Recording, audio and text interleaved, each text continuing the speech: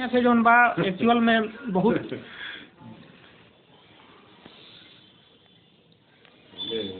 मुलाकात हो जाती थी आते जाते, अब तो वो नहीं हो रही है। आप जो है नक्सलवाद की समस्या के उन्मूलन के लिए सारण जिले के किन किन प्रखंडों में कौन कौन सा अभियान किस तरह से चला रहे हैं, इसके बारे में आप बताएं। ऐसा है कि नक्सलवाद की जो समस्या है, ये माओवाद की जो समस्या है, वह समाज में नासूर की तरफ हो गई है। अब उसको बड़े पैमाने पर तो हम रोक नहीं सकते, एकाएक उसको रोका नहीं जा सकता है।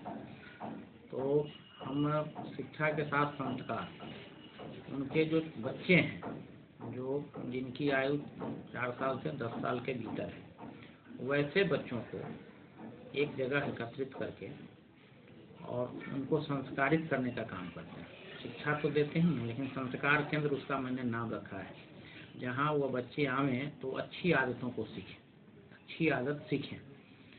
ये उनको कैसे बैठना है, क्या बोलना है, कैसे बड़ों का सम्मान कैसे करना है, अपने गांव समाज में बड़े छोटे का कोई भेदभाव नहीं, सब समान रूप से एक समाज के लोग हैं, एक परिवार के लोग हैं। परिवार भाव उनमें उत्पन्न हो, अलग थलग जो पढ़ते जा रहे हैं उसको समाज के साथ समरस करने की योजना है कि उनके छोटे बच्चे समरस हों।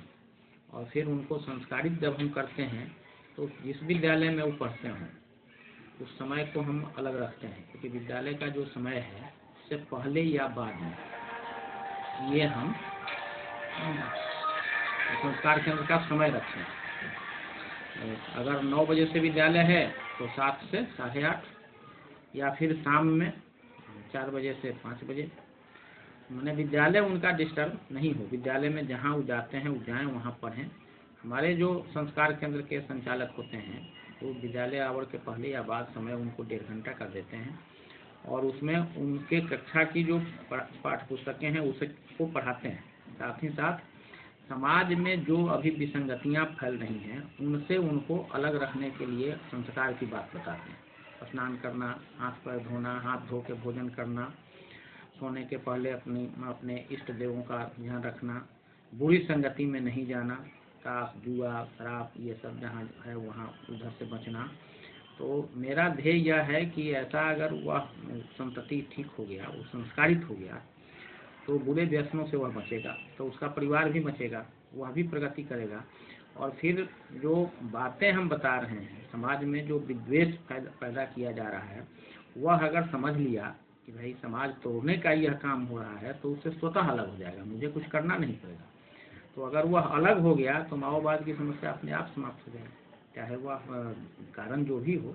लेकिन आज वह अलग थलग समाज पड़ रहा है, तो कोई समझने वाला नहीं है, कोई पूछने वाला नहीं है। तो यह काम मैं कर रहा हूँ। और मकेर के जमालपुर, बागाकोल में बहुत पहले से चल रहा है, पानापुर में भी संस्कार केंद्र चल रहे हैं।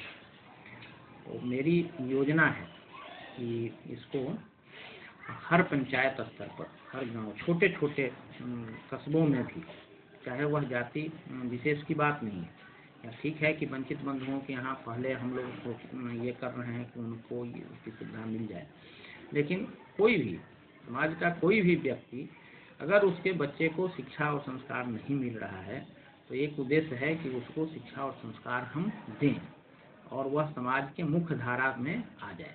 अगर मुख्य धारा में आ जाएगा तो फिर कोई समाज में विषमता नहीं रह जाएगी। यही मेरी योजना। आप संस्कार केंद्र के माध्यम से जो खास करके अशिक्षित वर्ग के लोग हैं उनमें जो अंधविश्वास फैला हुआ है उसको दूर करने के लिए क्या करते हैं? हम लोग संस्कार केंद्र में जो बच्चे आते हैं उनके अभिभावकों की भी बैठक बुलाते हैं, साल में 1-2 बार उनसे मिलते हैं, घरों पर भी मिलते हैं और सामूहिक उनसे वार्ता होती है एक जगह बुला करके।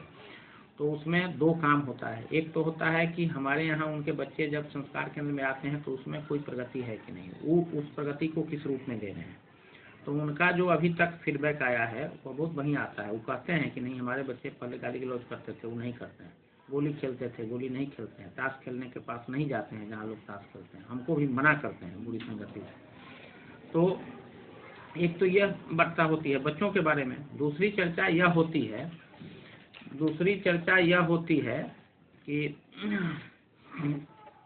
उनमें समाज में जो अंधविश्वास है, तो उस अंधविश्वास के फेरे में वो नहीं रहे, उसमें कहीं कोई सत्यता नहीं है। समाज को तोड़ने का यह भी एक षड्यंत्र है, जो कहीं न कहीं से यह करके और एक दूसरे से लड़ा दिया जाता है। तो अभिभावकों से यह वार्ता हम लोग करते हैं, जब बैठाते हैं उनको, मीटिंग करते हैं उनकी, तब कि भाई समाज में एक दूसरे के प्रति जो अविश्वास पैदा किया जा रहा है, उसमें अंधविश्वास में आप नहीं पड़िए। बीमारी है तो डॉक्टर से दिखाइए, हम लोग भी सहयोग करेंगे, चिकित्सा केंद्र पर जाइए। लेकिन अब ये भूत प्रेत, ये डाइन और ये ऐसा कर दिया वैसा, इस फेरे में नहीं रहिए। तो यह काम हम लोग बैठकों में अभिभावक से करते हैं। बच्चे से तो न करना है, न वो समझ पाते हैं, क्योंकि वो तो छोटी आयु के हैं। लेकिन अभिभावकों की जब बैठक होगी तो उसमें यह चर्चा होती है। दूसरी चर्चा उनसे हम लोग भी आग्रह करते हैं कि अगर आप कोई बुरे व्यसन लेते हैं, व्यसनी हो गए हैं, तो उसको धीरे धीरे छोड़िए, क्योंकि आपका संस्कार बच्चों पर पड़ता है। तो बहुत तो सफलता नहीं, लेकिन उनको यह बात खलती है कहीं ना कहीं कि हम लोग गलत कर रहे हैं। तो उसमें से भी थोड़ी सफलता मिली है, बहुत सफलता नहीं है। 1-2% लोग तो निश्चित रूप से शराब को, बाकी को धीरे धीरे अपना हटते गए हैं, लेकिन अभी बहुत उसमें सफलता।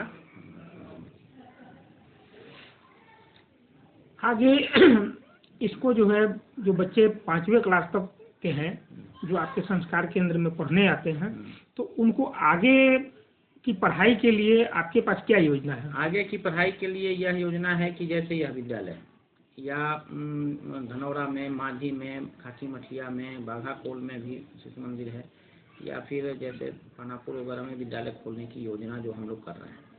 तो ऐसे विद्यालयों में निःशुल्क उनकी शिक्षा, जहाँ तक विद्यालय है उनको हम लोग देने का ये करते हैं, देते भी हैं। अगर वो आ गए तो मेरे यहाँ नामांकन होगा, वो पढ़ेंगे, उनको निःशुल्क शिक्षा देंगे। दूसरी योजना है कि अपने अखिल भारतीय स्तर की संस्था है संकल्प, तो उसमें जो है ये ऐसे बच्चों का एक टेस्ट होता है पूरे अखिल भारतीय स्तर पर, ऑल इंडिया बेसिस पर, और उसमें जो चयनित होते हैं 5वीं में पढ़ने वाले बच्चे चयनित हो जाते हैं, तो उनको वहाँ हम लोग भेज देते हैं।